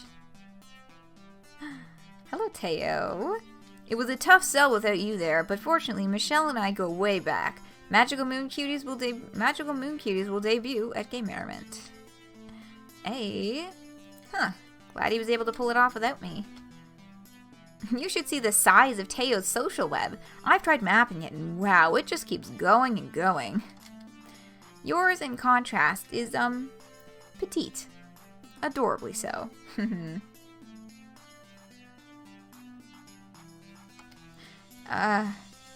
Right. Time to head home. I promised I would meet Juniper just outside the main exit of the hall, and that's exactly where I was headed. The rush of fresh air hit me as I pushed the double glass doors open.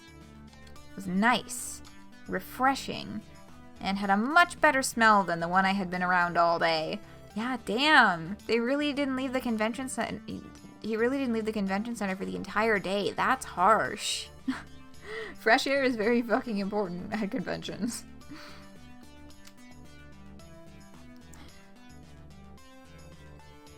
Teo handled the other thing. Yes, Teo came through. I didn't have to wait long until I saw Juniper. She bounced happily up to me. So, how was your first max, Roxy? It was... fantastic, exhausting, unforgettable. Unforgettable is the basic option. I'm gonna go with fantastic, because exhausting is true, but fantastic always comes up first. You're thinking it too, yeah.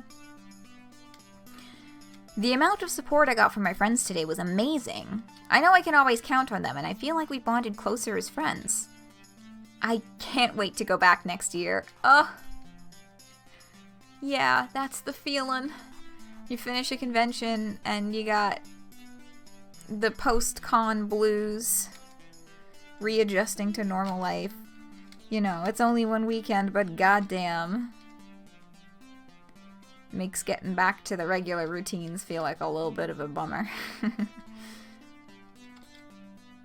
As to be expected with a convention. Although in your case, you really outdid yourself and got smacked with 300% of what anyone else would have, yeah? How do you figure? Well, most people drop by Max, play some games, maybe attend a panel or two, do some shopping. They're here to be catered to. You, on the other hand, were doing the catering.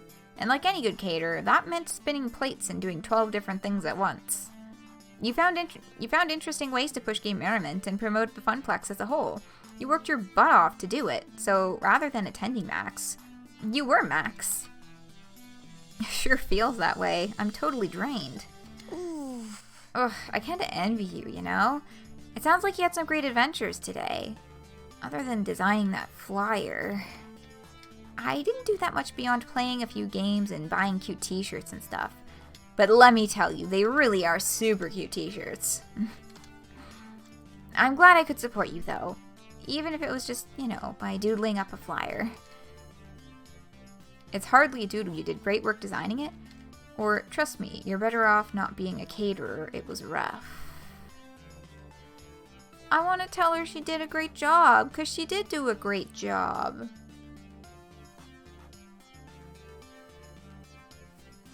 You know? And I just generally gravitate more towards the positive than, like, moving into, you know, woe is me, kind of like, ugh, my job was so hard. It's hardly a doodle. You did great work designing it. Makes sense, positivity? Yeah. Hey, don't sell yourself short. That flyer looked super professional. I mean, no fun Comic Sans, but pretty cool. Thank you. Thanks, Roxy. I really enjoy doing stuff like that. I don't exactly get a lot of opportunities at the office to express myself. Okay, let's get home and get some real rest. We both earned it. In fact, I'd say we took it, Juniper, don't, to the max.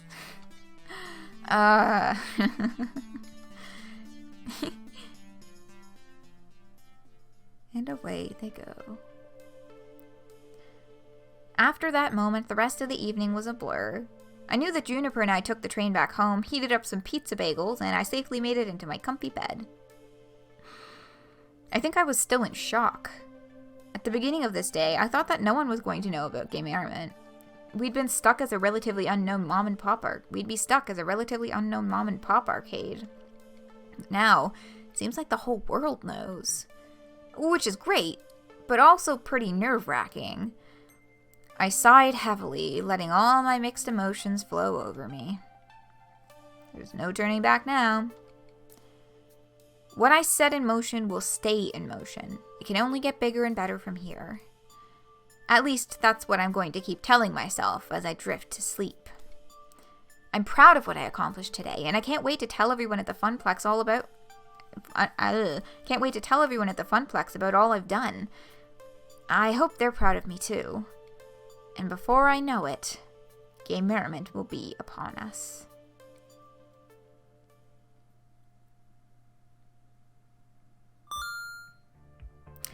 Hell yeah, you cleared level 3 of Arcade Spirits. Take it to the max. A winner is you. Now let's see your score.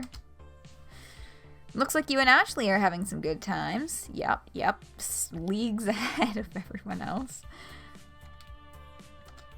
You're proving to be a gentle, sweet, and compassionate soul. Ah. Also, you've scored 12,300 points. Go for the high score. Actually, I don't know what the high score is, but hey, go for it anyway. Do you want to save your game before proceeding to level 4? Hell yes, I do. Save here. And return.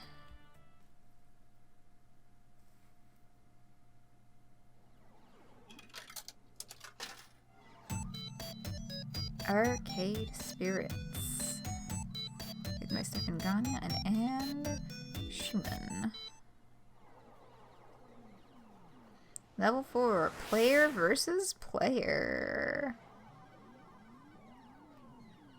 Interesting. Okay, and where do we begin? Ah, yes. The city as usual with a future year of 20XX intro. Alright. Let's head back to that main menu then. That's time! The usual indeed, but that is time! Alright. Whew! That was a fun one. That was a fun one. And, tweaked a lot of memories for me. A lot of tangents, but, yeah. Good flippin' times. So, that may be all for tonight, but that is not all for streams. Friday evening. Friday, same time, same place. Homestuck Squared. New Homestuck Squared. Y'all. It's an emotional one. That shit hurted. Yeah.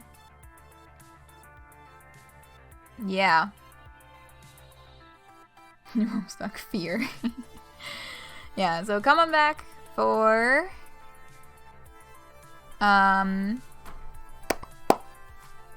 Homestuck Squared. New Homestuck Squared. Friday evening. Saturday, we finally get back into Homestuck Reread. And of course, next Wednesday, once again, Arcade Spirits. Gonna try and motor through this baby, because we've had 3 chapters and 7 streams.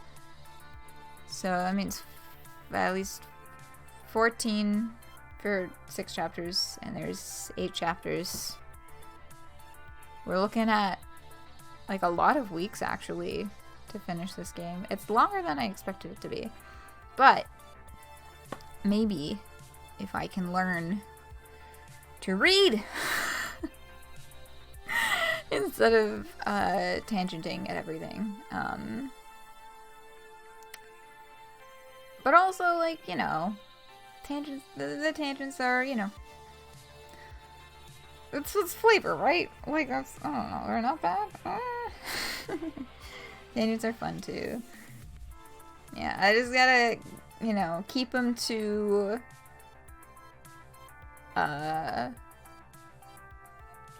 less than half of the stream. Let's say less than half as a goal point. But yes, exploring side topics, side conversations is also enjoyable. Oh, my phone is ready to install an update. That's fun. But yeah, that's what's coming up. Homestuck Reread. I flipped them. Homestuck Square Friday. Homestuck Reread Saturday, and once again Wednesday as Arcade Spirits. So, that being said, I'm gonna sign off. Gonna hit the sack soon. Trying to sleep earlier. Yes, thanks so much.